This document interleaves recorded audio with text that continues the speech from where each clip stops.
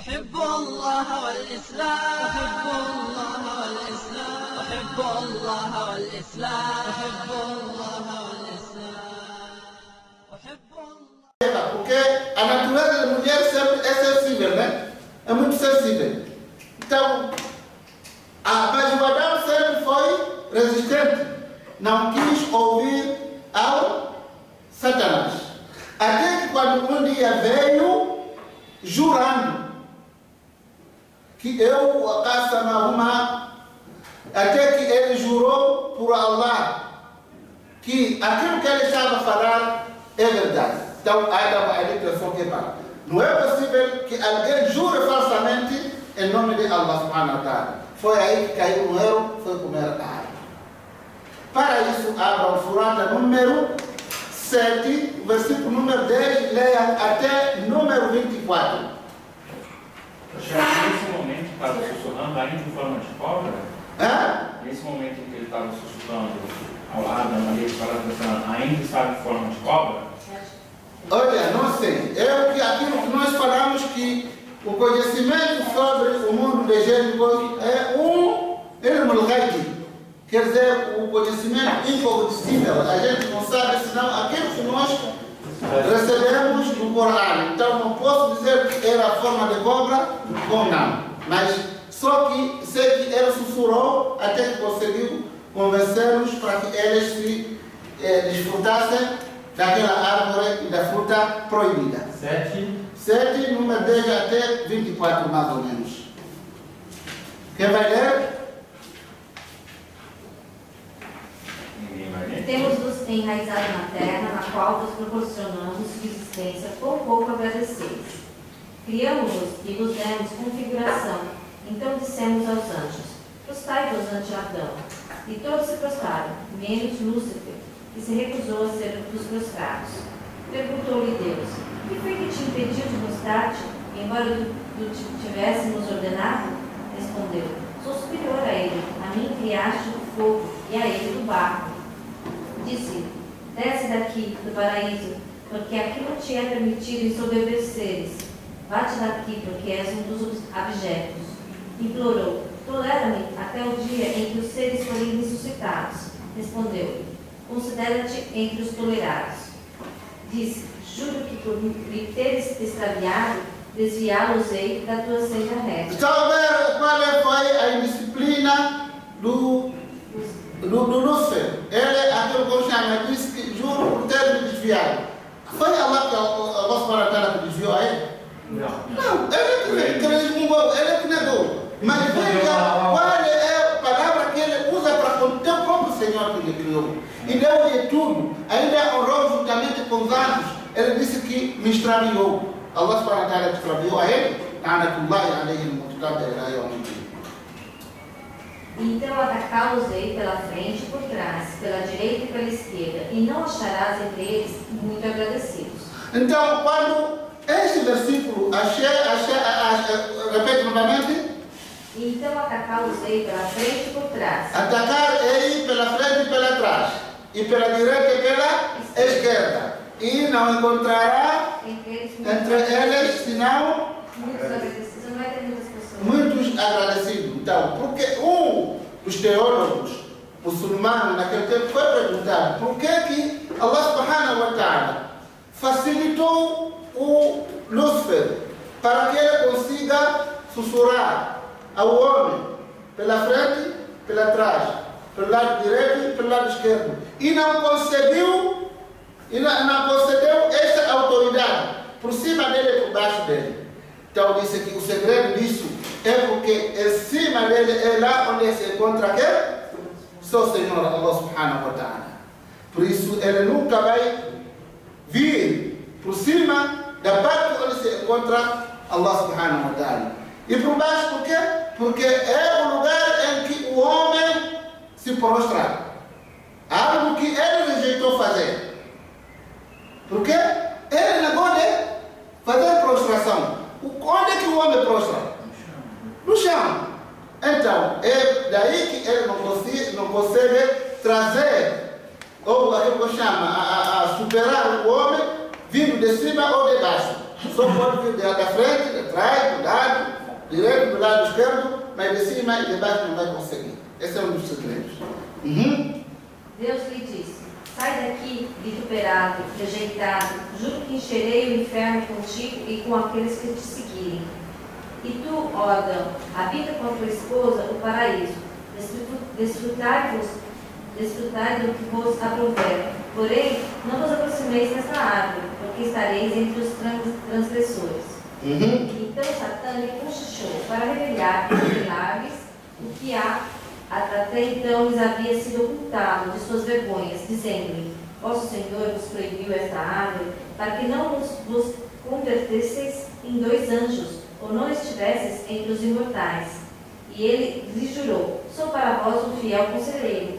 Então foi aí que, quando jurou, começou a dizer que, olha, não é possível que ele tenha jurado falsamente a Allah. Só que ele esqueceu que havia sido condenado. Uma pessoa condenada faz o que ele quiser. Imagina um delinquente dentro da cadeia. O que ele tem que fazer ali? Nada. Se ali é o lugar da condenação, então tudo o que ele fizer ali é normal, porque está condenado. Porque quem não pode fazer algo é aquele que está fora da cadeia, que tem medo de ser condenado. Então, como o Lúcifer havia sido condenado, ele pode jurar falsamente por agora. Não importa, o que importa é ele susurrar nos corações dos humanos até que ele consiga uma facção para acompanhar ele aonde? No fogo infernal, Então, foi aí quando comeram a fruta, logo o Satanás ergueu a bandeira e começou a festejar no paraíso, e o Adão logo ficou já apavorado e soube que cometeu um grande erro. Então, foi ali logo quando eles se aproximaram daquela fruta e comeram o que? Toda aquela vestimenta que eles tinham no paraíso voou. Ficaram pelados, sem roupa, sem nada. Aqui vamos parar um pouco para analisarmos o que outros seguidores das religiões passadas dizem acerca dessa condenação. Se você olha para as escrituras cristãs sobre essa história do Adão, da Eva, Satanás, do paraíso, eles dizem que foi através da Eva que induziu ao Adão até que ele comesse a fruta e foram expulsos do paraíso. Por isso, ela passa por várias situações delicadas, a mulher. Por isso, a mulher passa por várias situações delicadas. Primeiro, passa por regra menstrual, como castigo daquilo que ela cometeu no paraíso. Como também sente dores do parto, também por causa daquilo que ele cometeu no paraíso. O que é que o Islã diz acerca disso? Será que apoia aquilo que as religiões dizem? Não. O Islã, ele diz que quem foi culpado não foi só a Eva, foram os dois. E grande culpado, Adão. Por quê? Porque ele é que é o marido do homem, ele é que é comandante da Eva. Então, a culpa não é atribuída a Eva, mas sim ao Adão, ou ambos que foram proibidos comer. Então, tudo isso para desvalorizar o que? O papel da mulher. Até que os judeus, quando uma mulher está em período menstrual, não pode se aproximar das coisas deles, como comida, não pode cozinhar. E é fechada no quarto, porque tudo o que ela pegar está contaminado. Essa é a grande realidade, sim. Então, o Islã é que veio resgatar a dignidade da mulher, que o que ela passa no período menstrual, da dor do parto, assim como gravidez, aquela fraqueza toda, não tem nada a ver com aquilo que foi o delito deles no paraíso. Mas sim, essa é a natureza. Porque através do período menstrual, a mulher entra no período fértil, onde ela consegue conceber para fazer filho. 2, não tem nada a ver com aquilo que aconteceu no paraíso. Porque a dor é normal, porque ela, como ser humano, e carrega uma criança dentro da barriga dela durante 9 meses, fraqueza acima da fraqueza, o que espera? Vai dar luz rindo. Como é possível? Se ele é homem, sente. Então, isso que ela passa não tem nada a ver com aquilo que foi o delito deles no paraíso. Então, seja como foi o Islã que veio a resgatar a dignidade da mulher que havia sido tirado dela pelos cristãos e pelos judeus que humilharam a mulher e alegam que tudo que ela, quando está no período menstrual, aquilo como se chama, não pode fazer, não pode mexer nada porque contamina. O Islã veio dizer que não. Innal mu'mina la yanjus. Certamente que o crente nunca fica imunda. Ela sim está naquele período menstrual, está proibido de fazer algumas coisas, como por exemplo a leitura do Corão, entrar na mesquita, rezar, jejuar e outras coisas, mas com isso ele pode estar com o marido e fazer normalmente a sua vida como eles faziam, sem que ele faça relações conjugais. Pode beijar, pode dormir juntos, pode fazer tudo o que eles fazem quando estão numa altura ou num período normal, quando estiver de período menstrual. Então não deixe de fazer absolutamente nada. Cozinha, faça tudo, menos aquilo que foi proibido, como por exemplo rezar, ler o Corão, pegar o Corão em si, ou então fazer tawaf no Beit al-Haram, na mesquita al-Haram. Mas fora disso, pode continuar a fazer a sua vida normal. Como também as pessoas hoje em dia acusam o Islã que não dá direito à mulher. Para ele dar direito à mulher, ele deixar a mulher pelada, para que ela sirva como figura de diversão. As pessoas tiram a roupa dela, não sei o que, mulher, vamos exibir não sei o que, aquilo que chama a mulher, serve como figura de publicidade para vender a mercadoria. Tudo o que não vale nada é o que a mulher hoje é usada. E ainda muitas mulheres, infelizmente, chegam a dizer que queremos direitos humanos, queremos nos igualar do homem. O que você está pedindo, minha irmã? Você acha que ser igual ao homem é você sair de short na rua, de regata, para que o seu corpo ou as partes do seu corpo sejam vistos como os homens alheios, que não seja seu marido, nem a sua família? Então veio já resgatar a dignidade da mulher quando ordenou pôr véu, não para humilhar, para orar a ela, como maneira de orar a ela. Então, seja como for, não é o nosso assunto, apenas queríamos pegar essa parte para esclarecermos e focarmos sobre algumas visões ligadas a outras religiões. Como se não bastasse, se você vai ver, depois, como vamos ler neste capítulo que nós estamos vendo, eles, quando foram ditos para descer para a terra e quando eles tomaram conhecimento que haviam cometido aquilo irregularidade por não ter cumprido as ordens de Allah subhanahu wa ta'ala, eles disseram, Allah subhanahu wa ta'ala diz: ربنا إننا ظلمنا أنفسنا وإن لم تغفر لنا وترحمنا لنكونن من الخاسرين. Eles disseram a Eva, ou o Adão, assim como a Eva, disseram: ó nosso Senhor, certamente que nós fomos injustos por nós mesmos. Se tu não nos perdoar, portanto estaremos entre aquelas pessoas que estão no prejuízo. Pode ler.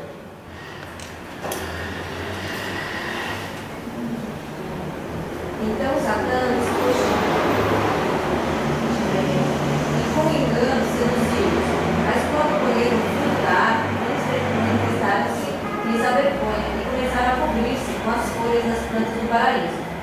Então seu Senhor os admoestou: não vos havia vedado esta árvore e não vos havia dito que Satã era vosso inimigo declarado?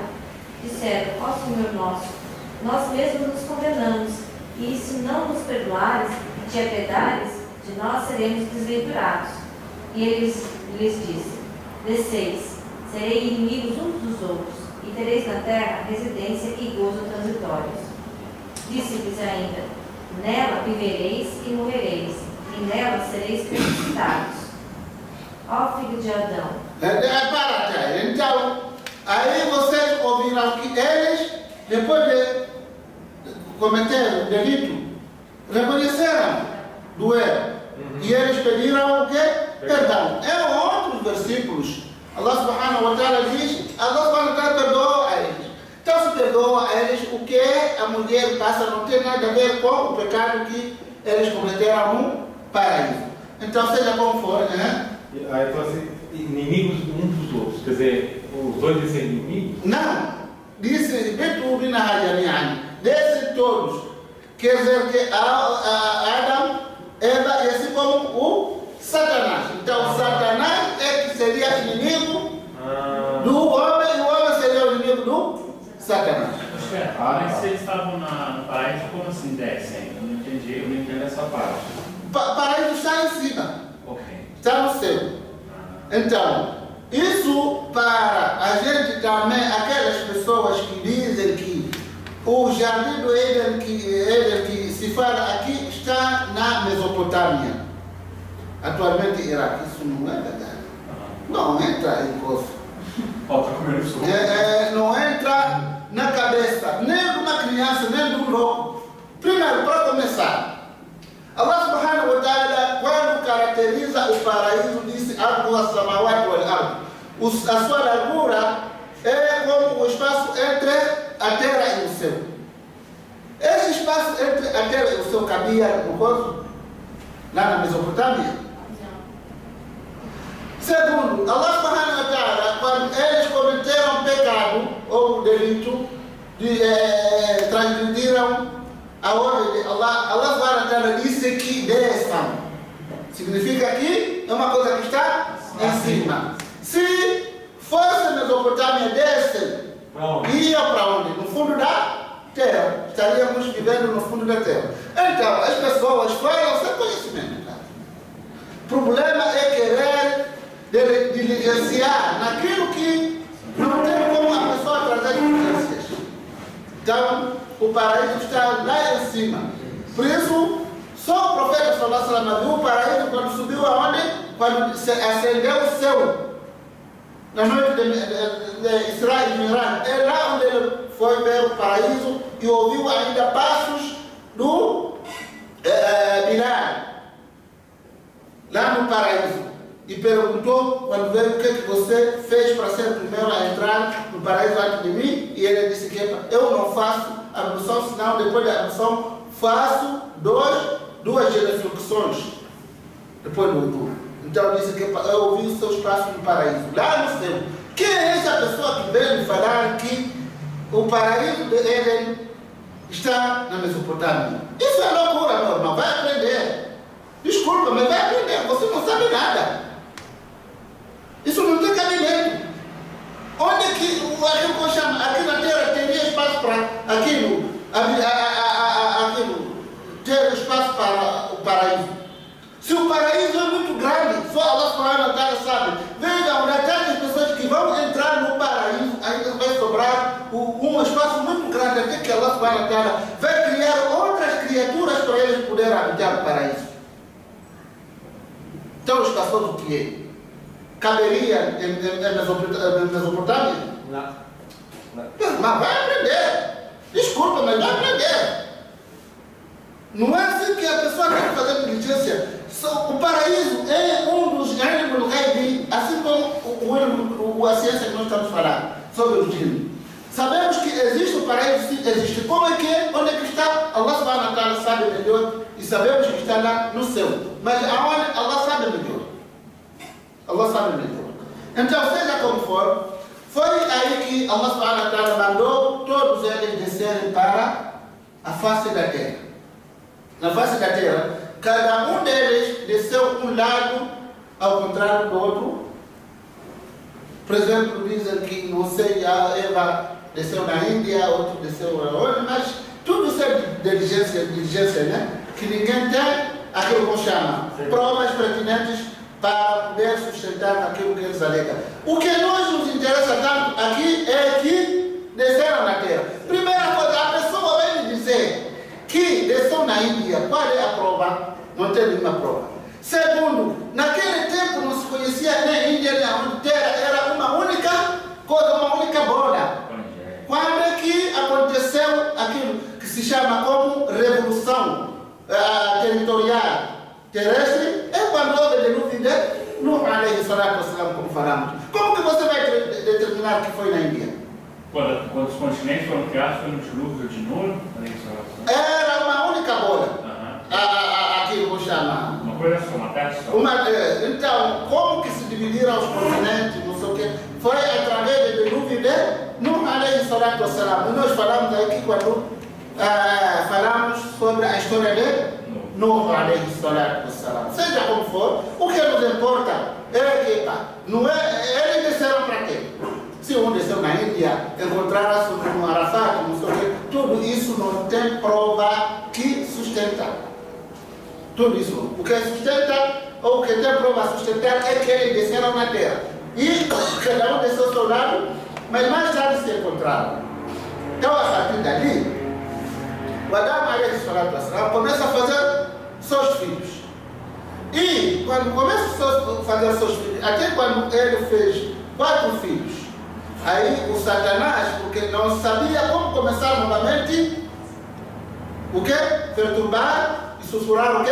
O coração do Adão alayhi salatu wassalam. Porque já havia feito isso e sabia que ele não cairia na malidade pela segunda vez com muita facilidade. Foi quando ele esperou até que Allah subhanahu wa ta'ala ordenou Habil se casar com a irmã de Qabil e Qabil se casar com a irmã de Habil.